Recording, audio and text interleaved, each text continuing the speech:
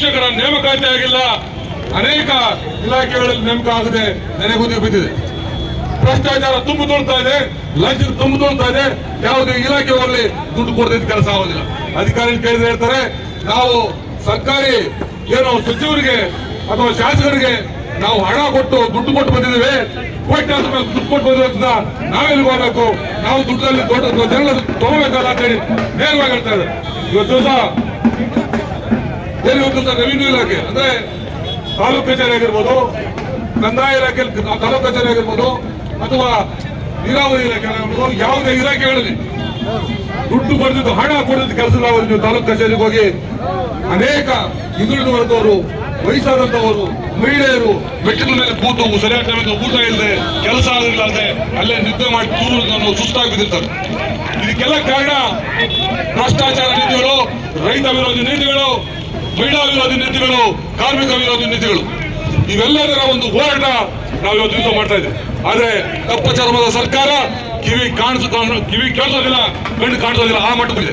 ದಿವಸ ದೊಡ್ಡ ಮಟ್ಟದ ಹೋರಾಟ ಇಟ್ಕೊಂಡು ಕೂಡ ನಮ್ಗೇನು ಸಂಬಂಧ ಇಲ್ಲದ ರೀತಿಯಲ್ಲಿ ಇರ್ತಕ್ಕಂಥ ಒಂದು ಕೆಟ್ಟ ಸರ್ಕಾರ.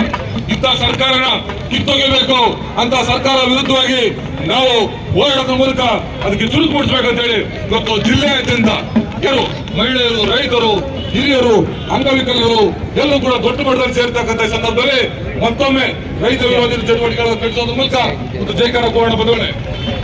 ವಾಲ್ಮೀಕಿ ಸಮುದಾಯದ ಹಣವನ್ನು ತೆಲಂಗಾಣ ಚುನಾವಣೆಗಳಿಗೆ ಬಳಸಿಕೊಂಡ ಸರ್ಕಾರಕ್ಕೆ, ಕೆಪಿಎಸ್ಸಿ ನೇಮಕಾತಿಯಲ್ಲಿ ಅಕ್ರಮಗಳಿಗೆ ಕುಮ್ಮಕ್ಕು ನೀಡುತ್ತಿರುವ ಸರ್ಕಾರಕ್ಕೆ, ಜಿಲ್ಲಾ ಮಂತ್ರಿಗಳ ನಿರ್ಲಕ್ಷ್ಯದಿಂದ ಜಿಲ್ಲಾಡಳಿತ ಕಾರ್ಯಗಳು ಕುಂಠಿತವಾಗಿರುವ ಬಗ್ಗೆ, ಜಿಲ್ಲೆಯಲ್ಲಿ ಕಾಂಗ್ರೆಸ್ ಸರ್ಕಾರ ಕಾಂಗ್ರೆಸ್ ಶಾಸಕರ ಜಗಳದಿಂದ ಅಭಿವೃದ್ಧಿ ಕೆಲಸಗಳು ಮಾಡದ ಸರ್ಕಾರಕ್ಕೆ, ಇದುವರೆಗೂ ರಾಜ್ಯ ಬಜೆಟ್ನಲ್ಲಿ ಕೋಲಾರಕ್ಕೆ ಯಾವುದೇ ಯೋಜನೆಗಳನ್ನು ಘೋಷಣೆ ಮಾಡುವ ಸರ್ಕಾರಕ್ಕೆ, ಎಸ್ಸಿಪಿ ಟಿಎಸ್ಪಿ ಅನುದಾನವನ್ನು ದುರ್ಬಳಕೆ ಮಾಡುತ್ತಿರುವ ಸರ್ಕಾರಕ್ಕೆ, ಜಾತಿ ಮತ್ತು ಪಂಗಡಗಳ ವರ್ಗಗಳಲ್ಲಿ ನಿಗದಿಪಡಿಸಿದ ಹಣವನ್ನು ದುರುಪಯೋಗಪಡಿಸುತ್ತಿರುವ ಸರ್ಕಾರಕ್ಕೆ, ಹಿಂದುಳಿದ ವರ್ಗಗಳಿಗೆ ಮೀಸಲಿಟ್ಟ ಹಣವನ್ನು ಲೂಟಿ ಮಾಡುತ್ತಿರುವ ಸರ್ಕಾರಕ್ಕೆ, ಬಡವರಿಗೆ ದೊರಕುತ್ತಿರುವ ಸವಲತ್ತುಗಳನ್ನು ಕಸಿಯುತ್ತಿರುವ ಸರ್ಕಾರಕ್ಕೆ, ದರವನ್ನು ಏಕಾಏಕಿ ಏರಿಕೆ ಮಾಡಿರುವ ಸರ್ಕಾರಕ್ಕೆ, ನೋಂದಣಿ ಮತ್ತು ಮುದ್ರಾಂಕ ಇಲಾಖೆಯಲ್ಲಿ ಶುಲ್ಕವನ್ನು ಏರಿಸಿ ಭ್ರಷ್ಟಾಚಾರದಲ್ಲಿ ತೊಡಗಿರುವ ಸರ್ಕಾರಕ್ಕೆ, ದಿನನಿತ್ಯದ ಅಗತ್ಯ ವಸ್ತುಗಳ ಬೆಲೆ ಏರಿಸುವ ಸರ್ಕಾರಕ್ಕೆ,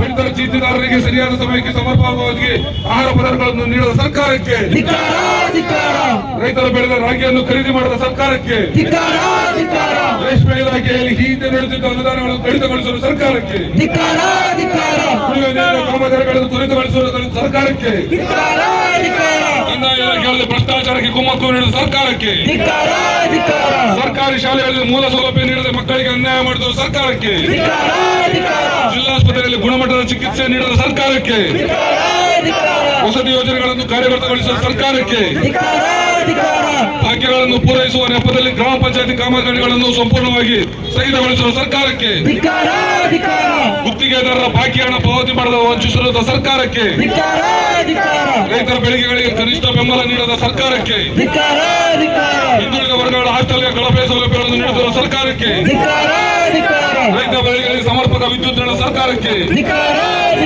ಮುಜರಾಯಿ ಇಲಾಖೆಯಲ್ಲಿ ಅರ್ಚಕರ ನೇಮಕಾತಿ ಮಾಡಿದ ಸರ್ಕಾರಕ್ಕೆ, ಈ ರೀತಿಯಾದಂತಹ ಒಂದು ಅನೇಕ ಭ್ರಷ್ಟಾಚಾರ ತೊಡಗಿಸತಕ್ಕಂತಹ ಸರ್ಕಾರದಲ್ಲಿ ಇವತ್ತು ದಿವಸ ಎಚ್ಚರಿಕೆ ಕೊಡ್ತೀವಿ. ಈ ಮೂಲಕ ಜೆಡಿಎಸ್ ಪಕ್ಷ ಇವತ್ತು ದಿವಸ ಗಟ್ಟಿಯಾದ ಪಕ್ಷ ಮುಂದಿನಗಳಲ್ಲಿ ಇದೇ ರೀತಿಯಾದಂತಹ ರೈತ ವಿರೋಧಿ ಮತ್ತೆ ಜನ ವಿರೋಧಿ ನಿಲುವಳಿಗಳನ್ನು ನಿರ್ಧರಿಸಿದಾದ್ರೆ ಇವತ್ತಿನ ಜಿಲ್ಲಾ ಮಟ್ಟದಲ್ಲಿ ಏನ್ ನಡೆದಿದ್ದೇವೆ ಅದನ್ನ ರಾಜ್ಯ ಮಟ್ಟದಲ್ಲಿ ದೊಡ್ಡ ಮಟ್ಟದಲ್ಲಿ ಉಗ್ರ ಹೋರಾಟ ಮಾಡ್ತೇವೆ.